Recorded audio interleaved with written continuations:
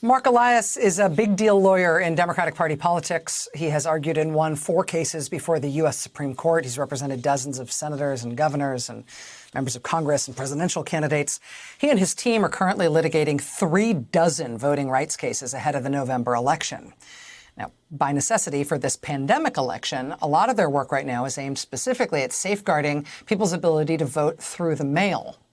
Well, today, Marc Elias issued a warning that the U.S. mail system, is not ready for November. And he says that is partly by design. Quote, the Trump administration has turned to weakening the Postal Service in a cynical effort to keep people from voting. Voters can't be forced to cross their fingers and hope that their ballots will count. Our job between now and Election Day is to make sure that we keep up the fight for voting rights, including making sure all ballots cast by mail are counted. Joining us now is Marc Elias. He's the founder of Democracy Docket. Mr. Elias, I really appreciate you taking the time. Thanks. Happy to be here. Is the stuff that is going on around the Postal Service, including this reporting today from Politico that the president and his advisors are thinking about executive orders to try to stop the counting of mail votes cast through the mail, is this just one in a long line of things like this that you've been fighting for years? Or does this feel qualitatively more worrying than the usual stuff? Well, I think it's qualitatively more worrying for 2 reasons. First of all, for the reasons you set out earlier, which is that Donald Trump has, at a minimum, authoritarian impulses and seems willing to violate every norm that any other president would abide by. The second, of course, is that we're going to have more voting by mail in 2020 than we've ever had before. So all of the flaws in the process will show up bigger, and all of the ballots that are at risk will grow in size.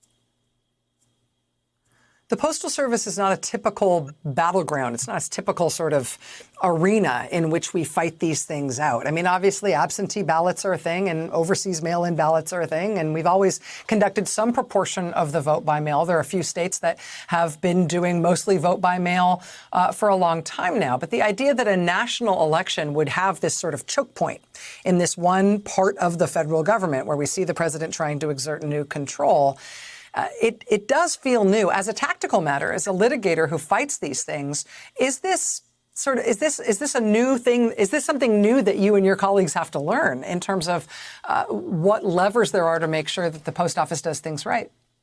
Yeah, this is entirely new. I mean, in that respect, I'm flabbergasted that we are in a circumstance in which Donald Trump first replaced the Postmaster General with a political crony, and now is taking step after step after step, including a Friday night massacre of 23 employees. Before that, there had already been resignations and replacements of the nonpartisan staff.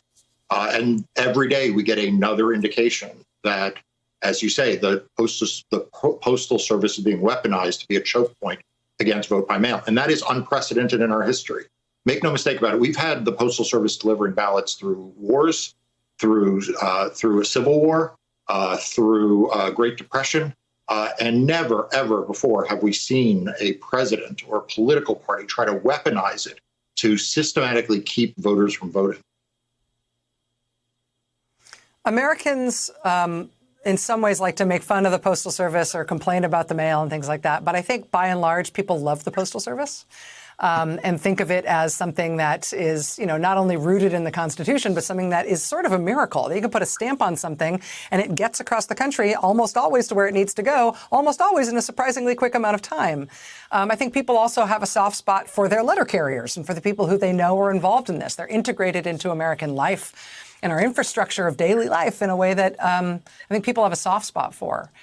Given that, and given the kind of stakes that you're describing, is there something that regular citizens can do to kind of to help in terms of protecting the Postal Service and to help in protecting this type of voting that we're all basically being forced into because of the epidemic? Yeah, so I'd say 2 things. First of all, as you point out, the Postal Service is quite popular in red states and in blue states. And in fact, it's even more popular in some respects or more necessary in rural areas that tend to vote Republican. So one thing, a lot of people come on your show and say, call Congress or put pressure on Republican elected officials. This really is an area where putting pressure on Republican elected officials can make a difference. because their constituents, very oftentimes in red districts, really rely on the mail service. So that's one thing. The second is, everyone who wants to vote by mail should and should have confidence in it, but they need to make sure they vote by mail early. Because what we're likely to see is not a stopping of the post office or a halting of vote by mail, but rather what we're seeing are systematic delays. The Trump administration is taking efforts to make the mails move slower around balloting. So people should make sure they are registered, make sure they apply for their absentee ballot early, and make sure when they get it, vote it right away, get it in. Don't wait until the last minute, because getting those ballots in on time is going to be really very important for November. Marc Elias, Democratic lawyer on elections and voting rights, the founder of Democracy Docket. Marc, thank you so much for helping us and for your clarity on this tonight. Thanks a lot. Thank you.